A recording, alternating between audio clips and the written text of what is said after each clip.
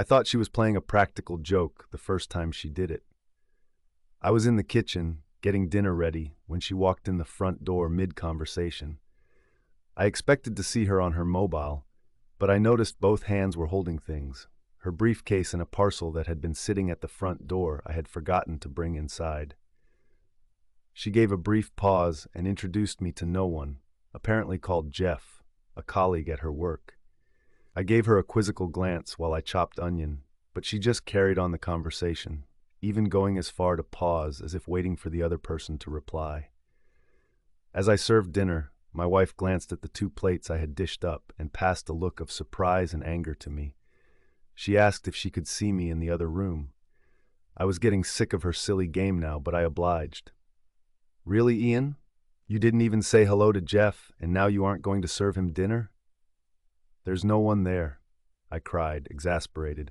She glared at me and stomped off. I could hear the conversation on her end start up again, her offering apologies for my behavior. Now I was the one pissed off. It was one thing to make a practical joke, but this was taking it too far.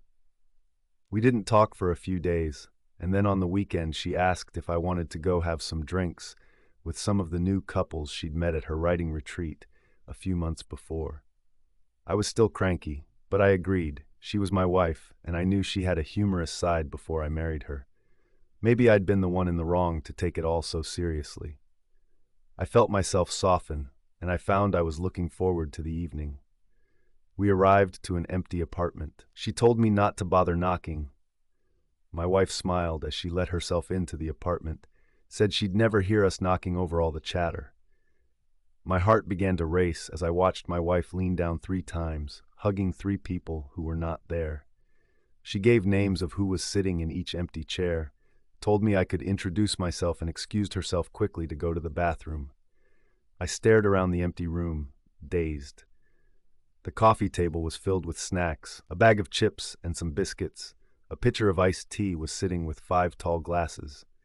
I heard the toilet flush and the footsteps of my wife returning. She settled down on the couch, poured 2 glasses of tea, and launched into conversation about work, ignoring my stunned expression.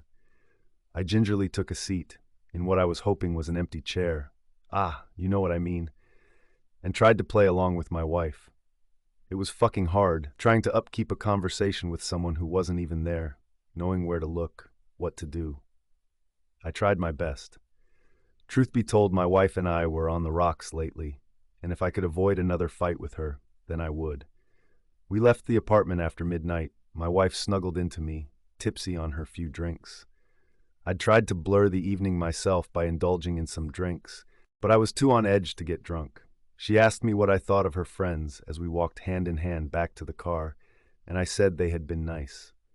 Her smile back seemed truly genuine. It happened again the next week. An art gallery opening, her friend's exhibition. Arguing or not, I started to lose my shit when I was stood in an empty gallery, looking at empty picture frames. When I heard my wife ooh and ah over a fucking empty frame, I couldn't contain myself any longer. I had reached breaking point in this ridiculous joke I didn't even want to be a part of. She glared daggers at me and tugged me outside by the cuff of my suit. "What the hell's got into you?" she hissed. I played along at the start, but this is a joke. There's no one in the fucking room. Her face changed from one to anger of confusion and then worry. I haven't been playing any practical joke on you. I swear I think you need to go to the doctor. I think there's something wrong with you. From then, life started to go downhill. My wife wouldn't let up about me seeing a doctor, so I eventually gave in and found myself sitting in an empty doctor's office, my wife nodding along to an empty office chair. I was seriously contemplating leaving her if she didn't give up this ongoing joke soon enough.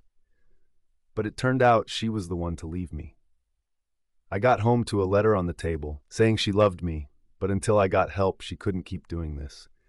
I was pissed, to say the least. She had really taken this too far now. Like I said, I knew she was a practical joker, but she would be lucky if I took her back after all this. I settled back in to enjoy some time to myself, to give my frazzled brain a chance to recoup. I had been on edge so much lately. This practical joke had seriously taken its toll on my mind, body, and soul. It felt good to relax. I took time to meditate, to game, and even connected online with some mates from collage. A week or so later, I arrived home to my wife preparing dinner in our kitchen. She gave me a sheepish smile, a kiss on my cheek, and told me she was sorry for messing with me. I breathed a sigh of relief as I kissed her back and hugged her tight. She was my wife, and I loved her. I greeted Chris and introduced him to my wife, too busy admiring his home to really notice the odd look he gave me. Chris was one of my collage buddies. We had recently reconnected playing online, and he invited me and the wife over for dinner. I was excited. My wife hadn't met many of my friends as I'd moved from my hometown, so I was looking forward to that. We had been in such a good place lately. She had given up completely on the practical jokes and was being the usual kind and loving wife she always had been. Chris had done well, I thought to myself when we pulled up in the drive of a 2-story house. I squeezed my wife's hand as I could sense her nervous energy, and I rang the bell. We made some small talk. My wife was pretty reserved, and I tried to include her more in the conversation. After a while, Chris gave a short, nervous laugh and asked if everything was okay. I frowned. We had been having a great time. What sort of question was that? He looked awkward, his eyes not quite meeting mine. He cleared his throat. It's just that there's no one there.